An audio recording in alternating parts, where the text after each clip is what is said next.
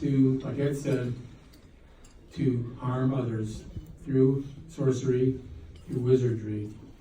People will take a picture of this doll, a photograph of it on the back, and print it out. On the back, they would write a curse, an incantation, and send it to the unsuspecting victim that they don't like. And just by you accepting the envelope with the photo in it and the curse on the back, unbeknownst to you, you are also now cursed. If the person who sent it is very knowledgeable in black witchcraft and certain rituals and incantations. So this is the shadow doll specifically made for that purpose. You can come up and take photos of it, later after I unveil everything. Of course, take it off. That's the shadow doll right here. It's an ugly item, of course. It's a lot more uglier than Annabelle. See a human tooth when you come up, bird feathers, human bone right there, and nails and chains, just to make it look scary and ugly. So they take a picture of it to send to you. That's the shadow doll. This here, Dan's going to unveil, this is the Conjuring mirror. Now this Conjuring mirror is not from the Conjuring movie. This is a Conjuring mirror that was used by a gentleman in New Jersey, who actually made a homemade psychomanthium. Anybody who doesn't know what a psychomanthium is it's a room, could be your bedroom, could be your guest room, that you would darken all the windows by putting up black curtains, make it so you cannot see your face in front of you.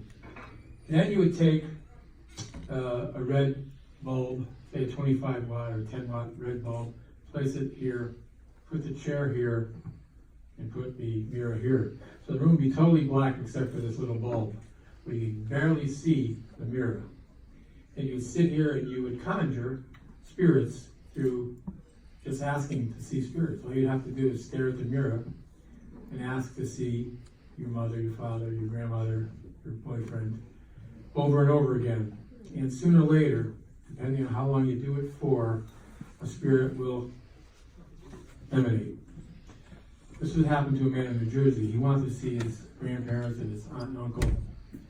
He did this for 2 weeks straight, conjuring spirits. He used to beckon the spirits to come by sitting in a chair for hours on end. 2 weeks, nothing happened. And then after 2 weeks, monstrosities, unearthly spirits would come through this mirror and scare the daylights out of this man. Now, what is that called? That's called crystalmancy. Anytime a spirit appears on a shiny object, bumper of a car, plate glass window, a mirror, a crystal ball, it's called crystalmancy. So if you were to do something like that for hours on end, sooner or later you would see something. It may not be what you're expecting to see.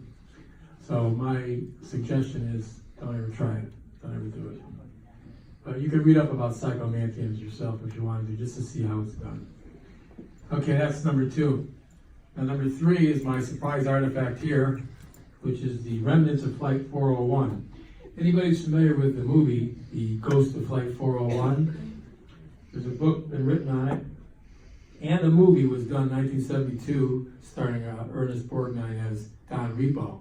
If you watch the museum tour at the beginning with me and Ed, he mentions Don Repo showed up on his property. What happened was, some college students brought remnants of Flight 401. It's an Eastern Airlines 1011 airplane that crashed in the Everglades of Florida.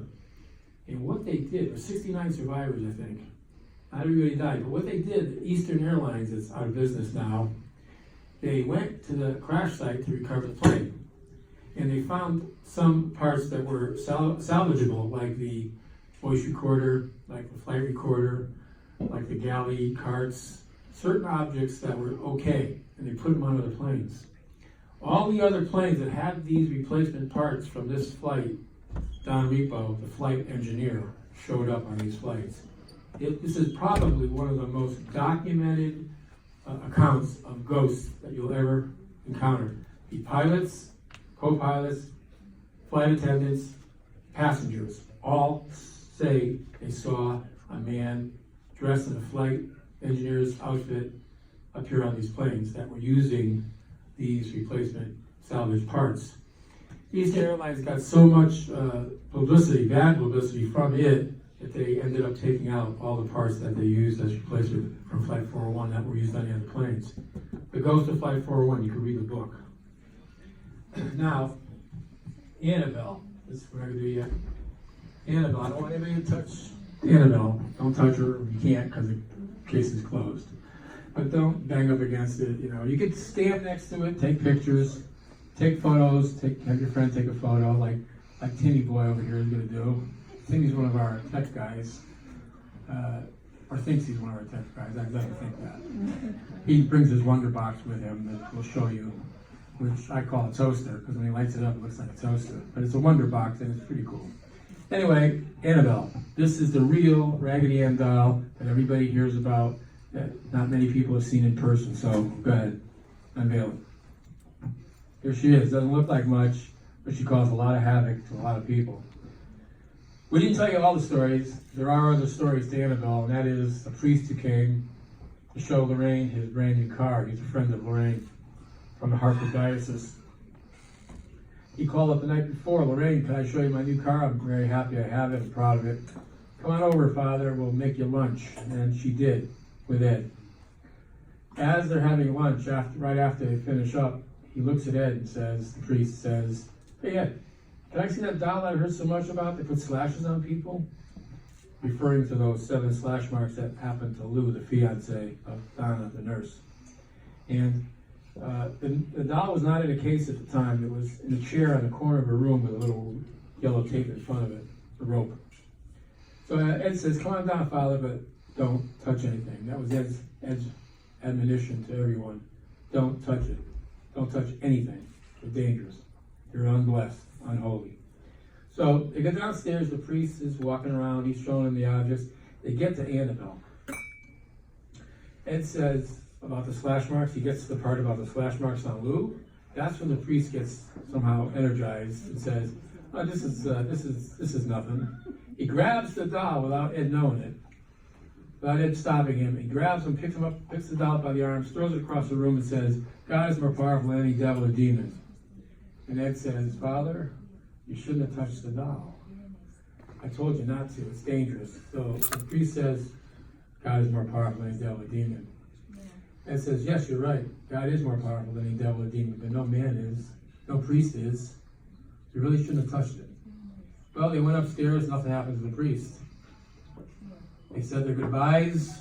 Nothing happened, except the priest never made it back to the rectory. On his way back on Interstate 84, which some of you probably took tonight, Interstate 84, he lost control of his car, a brand new car. It went almost head-on to a tractor-trailer truck and demolished the car, and he was injured. Miraculously, though, he wasn't killed. About a week and a half later, when he talked to Ed on the phone, he called him up, sobbing on the phone, actually, when he called Ed. Ed says, "Father, what's wrong?" And the priest said, "Ed, I should have listened to you." Ed said, "How come? What do you mean?" He says, "Well, when I was driving on my new car in 84, the last thing I can recall was looking into the rearview mirror, and I saw the image of the doll. And that's when I lost control of the car and crashed." So then the kid on the motorcycle came that Ed talked about or I talked about in the show. The kid actually went up to the case of the doll. The doll was in the case, and he went up and banged the glass while Ed was talking again about the slash marks. And he said, "If that doll can put slashes on anyone, put them on me right now." What did he do? He challenged the demonic. There's one thing you can't do is challenge the unknown, because you don't know what you're asking. It's like if I took a revolver and had one bullet in it, spun the chamber and said, "Here, take your chances. You got 1 out of 6 chance of getting hit. Don't worry about it. You probably won't get shot." And the guy puts the gun to his head and pulls the trigger and kills himself. You never know. It doesn't have to come, but it could come. Like people say, why does it happen to some people and not others? They just ask Ed. And Ed would say it's like crossing a busy interstate highway. Some people can run across and make it. Others get hit. It's the luck of the draw. So why would you challenge the unknown realm? So that's Annabelle. So anybody who wants to come up and take a picture next to it, beside it, whatever, you're all welcome to do so. And have at it. And any questions, just let me know, okay? Come on up. Come on up, take photos if you want.